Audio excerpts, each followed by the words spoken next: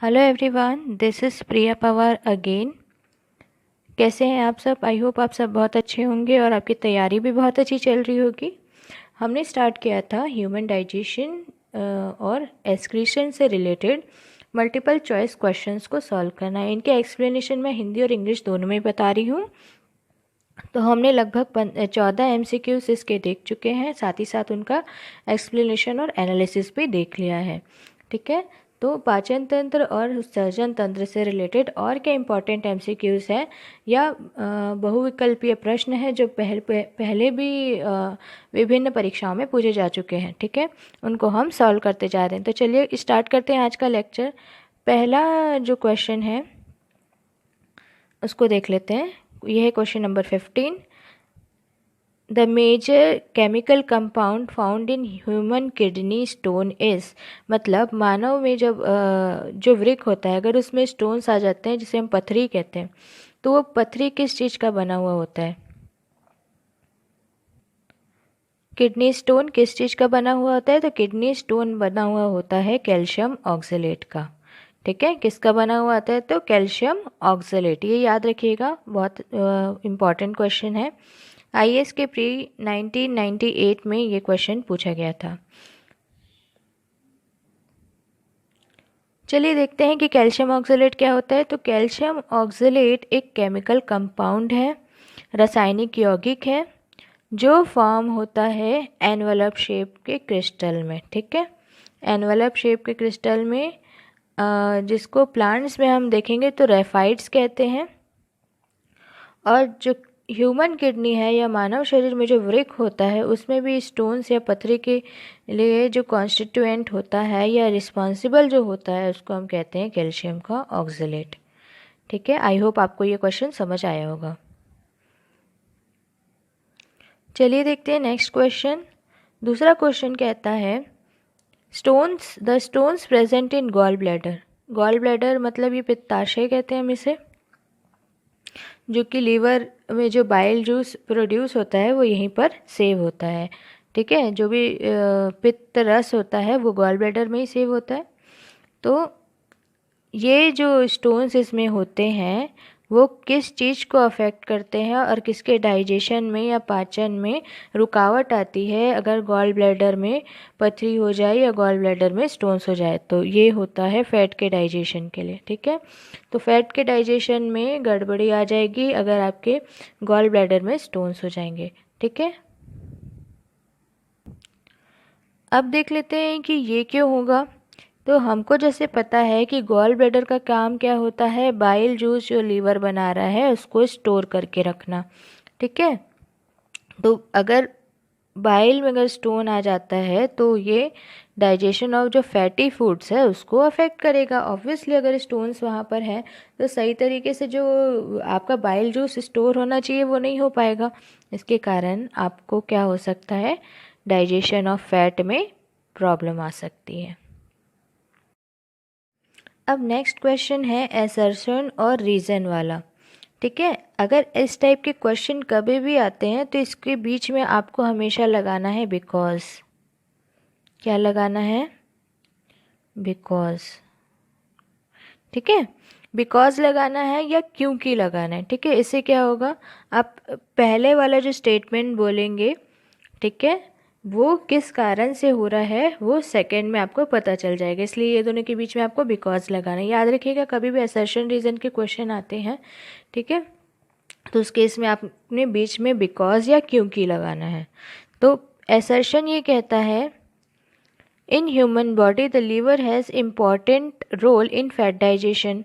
हाँ, तो ये कह रहा है कि मानव शरीर में जो यकृत होता है उसका बहुत महत्वपूर्ण रोल होता है वसा के पाचन के लिए। ठीक है, कारण ये है कि लीवर जो है दो important fat digesting enzymes produce करता है।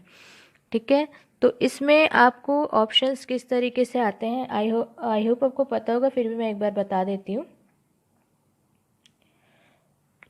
जो ऑप्शन ए रहता है उसमें ये कहता है कि असर्शन और रीज़न दोनों ट्रू है और असर्शन रीज़न जो है असर्शन को पूरी तरीके से एक्सप्लेन कर रहा है। दूसरा होता है दोनों ट्रू है लेकिन रीज़न एक्सप्लेन नहीं करता।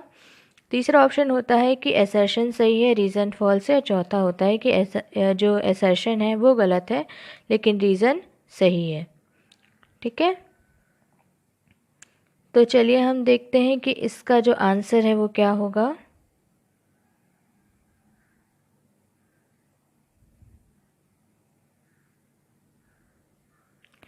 देखिए, आपको जैसे पता है कि लीवर का काम क्या होता है, लीवर का काम होता है डिटॉक्सिफिकेशन का। ठीक है, टॉक्सिक्स जो मटेरियल है बॉडी में उसको किल करने का काम होता है। तो अब जो लीवर है वो कोई एंजाइम्स तो प्रोड्यूस नहीं करता है, याद रखिएगा, लीवर कोई एंजाइम्स प्रोड्यूस नहीं करता है जो कि फैट डाइजेशन हो, वो बाइल जूस प्रिपेयर करता है। तो इसलिए एंजाइम्स वाला ऑप्शन तो पूरी तरीके से गलत हो गया। तो इसमें हम देखते हैं कि रीज़न कौन से ऑप्शन में गलत दिया हुआ है, तो वही हमारा सही ऑप्शन हो जाएगा। तो ये बहुत अच्छा एक मेथड है एलिमिनेशन का। तो आर फॉल्स किस में दिखा रहा है, सिर्फ एक ऑप्शन है, option number C.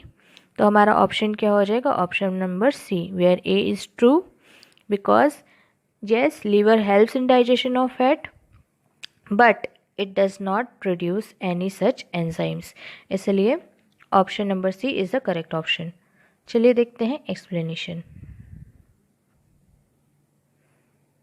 C, liver does not produce the fat digesting enzymes, it detoxify chemical and metabolizes drugs। जो भी अपन मेडिसिन लेते हैं उनका पाचन करने का काम और केमिकल को डिटॉक्सिफाई करने का काम लीवर का होता है। लीवर का मल्टीपल फंक्शन होता है, जैसे कि वो बाइल जूस को सिक्रेट करेगा, फैट को स्टोर करने का काम करेगा, यूरिया जो शरीर में बन रहा है उसका सिंथेसिस करेगा या उसको बनाएगा। ग्लाइकोजिनेसिस मैंने आपको पहले भी बताया है, किडनी के समय में ग्लाइकोजिनेसिस क्या होता है ग्लाइकोनियोजिनेसिस और ग्लाइको जेनोलाइसिस। ये सारी जो प्रोसेस होते हैं ये सब ग्लाइकोप्रोटीन से रिलेटेड होते हैं, जिसके थ्रू आप जो नाइट्रोजनस वेस्ट है उसको बॉडी से एलिमिनेट करते हैं। ऑल्दो जो बाइल होता है ना उसमें डाइजेस्टिव एंजाइम नहीं होता है, लेकिन फिर भी ये क्या करता है, बहुत महत्वपूर्ण इसकी भूमिका होती है पाचन के लिए, स्पेशली फैट को हम क्या कहते हैं, अगर लिपिड्स कहीं लिखा है तो दैट इज़ फैट, याद रखिएगा। ठीक है, फैट्स के डाइजेशन के लिए इनकी बहुत महत्वपूर्ण भूमिका होती है, किसकी, तो यकृत की या लीवर की। और लीवर जब फैट का डाइजेशन करता है या डाइजेशन में मदद करता है तो उसको हम कहते हैं इमल्सिफिकेशन। मोस्ट इम्पॉर्टेंट टर्म है ये, आपको बहुत अच्छे से इसको याद रखना है कि लीवर जब फैट के डाइजेशन में मदद करता है या फैट को डाइजेस्ट करा होता है तो उसमें क्या कहते हैं, उसको इमल्सिफिकेशन ऑफ फैट। फिर से असर्शन रीजन टाइप का क्वेश्चन है गाइस, चलिए इसको देखते हैं ये क्या कह रहा है। पहला कहता है असर्शन मतलब स्टेटमेंट दिया है, human body is incapable of digesting cellulose, मतलब मानव शरीर जो है वो इतना सक्षम नहीं है कि वो सेल्यूलोस को का पाचन कर सके। ठीक है, इसका कारण ये बताता है या रीज़न ये है कि स्टार्च जो है उसमें डिग्रेडिंग जो एंजाइम्स होते हैं डायस्टेस, ये ह्यूमन बॉडी में पाया जाता है। तो ये दोनों ही ऑप्शंस करेक्ट हैं, लेकिन ये इसको एक्सप्लेन नहीं करता, मतलब दोनों जो है वो करेक्ट है लेकिन ये इसको एक्सप्लेन नहीं करता, इसलिए मैंने ये मार्क लगाया इसमें। ठीक है, तो ह्यूमन बॉडी इनकेपेबल है सेल्यूलोस को पचाने के लिए, बहुत सही है। स्टार्च डिग्रेडिंग जो एंजाइम होता है डिस्टेज, ये ह्यूमन बॉडी में मिलता है, लेकिन फिर भी अगर मिलता है तो ये इसका मतलब ये नहीं है कि ये सेल्यूलोस को भी पचा लेगा, क्योंकि ये स्टार्च डिग्रेडिंग है ना कि सेल्यूलोस डिग्रेडिंग है। ठीक है, आई होप आपको ये समझ आया होगा। तो हमारा ऑप्शन क्या हो गया, both assertion and reason are true but reason is not the correct explanation of A. मतलब पहले स्टेटमेंट में हमने जो कहा, जो उसका कारण दिया, तो कारण जो है वो पूरी तरीके से जो एक्सप्लेन नहीं करता है जो स्टेटमेंट में दिया हुआ है। ये क्वेश्चन यूपीपीसीएस के प्री 2017 में पूछा गया था। अब देखते हैं इसका एक्सप्लेनेशन। अगर मानव पाचन तंत्र की बात करें या ह्यूमन डाइजेस्टिव सिस्टम की बात करें, एंजाइम्स जो कि सेल्यूलोस को डाइजेस्ट करते हैं वो नहीं मिलते हैं, ये जैसे मैंने आपको अभी बताया था कि नहीं पाए जाते हैं, लेकिन स्टार्च को अगर डाइजेस्ट करना है तो उसके लिए एंजाइम होता है डायस्टेस। याद रखिएगा, स्टार्च को पचाने के लिए कौन सा एंजाइम होता है ह्यूमन बॉडी में या मानव शरीर में? स्टार्च को पाचन करने के लिए कौन सा एंजाइम होता है? तो डायस्टेस, जो कि स्टार्च को किस में बदलता है? स्टार्च को माल्टोज में बदलता है। याद रखिएगा, स्टार्च जो है मानव शरीर में किस में परिवर्तित होता है? माल्टोज में, जो कि कहाँ मिलेगा हमको? तो आपको डायस्टेस कहाँ मिलेगा? मानव ह्यूमन सलाइवा में, या जो हमारी लार होती है, लार ग्रंथियाँ होती है, वो इसका स्राव करती हैं। तो दोनों स्टेटमेंट करेक्ट है, लेकिन सेल्यूलोज का डाइजेशन नहीं होता डायस्टेस के थ्रू, स्टार्च का डाइजेशन होता है। याद रखिएगा। नेक्स्ट हमारा क्वेश्चन है एंजाइम इज अ। तो एंजाइम क्या होते हैं? तो एंजाइम एक तरीके के बायो कैटलिस्ट होते हैं। ये ना तो विटामिन है, ना बैक्टीरिया है, ना वायरस है। ये एक तरह के बायो कैटलिस्ट होते हैं। बायो इसलिए क्योंकि ये जीवित होते हैं, ठीक है। और कैटलिस्ट मतलब होता है उत्प्रेरक। तो जैव उत्प्रेरक ये होते हैं। चलिए देखते हैं एंजाइम्स के बारे में हमको क्या इम्पोर्टेंट चीज़ और सीखनी है। ये क्वेश्चन उत्तराखंड पीसीएस प्री 2010 में आया था, ठीक है। तो समझते हैं अब एंजाइम्स क्या होते हैं और क्या मदद करते हैं।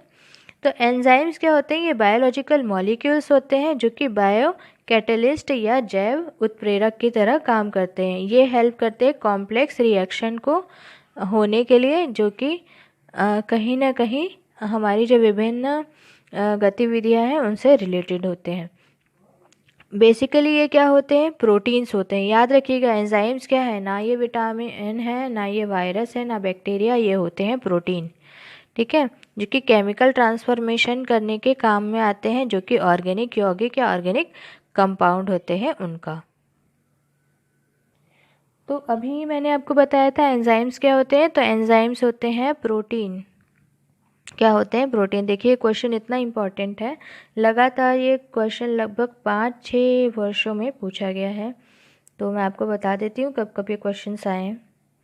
ये देखिए, यूपी के lower sub inspector mains 2013, UP PCS के मेंस में 2004, उत्तराखंड पीसीएस में 2002, उत्तराखंड पीसीएस 2002 प्री में भी आया है, मेंस में भी आया है। एमपी पीसीएस में प्री में 1990 में आया, यूपी पीसीएस प्री में 1990 में आया। ठीक है, तो बहुत इंपॉर्टेंट क्वेश्चंस है, इसको आपको बहुत अच्छे से तैयारी करनी है।